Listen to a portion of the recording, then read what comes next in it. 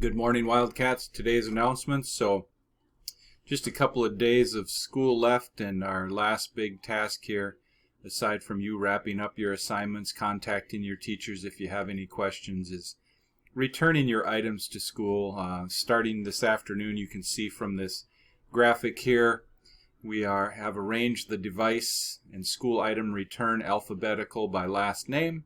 So we'll start seeing you this afternoon, Wildcats. We'll give you your locker stuff, and you please return your stuff in good order. Clean it up before you bring it back to us. A quick quote here before we end our announcements. The American journalist Kin Hubbard once said, his real name was McKinley, a nickname was Kin. Kin Hubbard once said, "Kindness goes a long way lots of times when it ought to stay at home."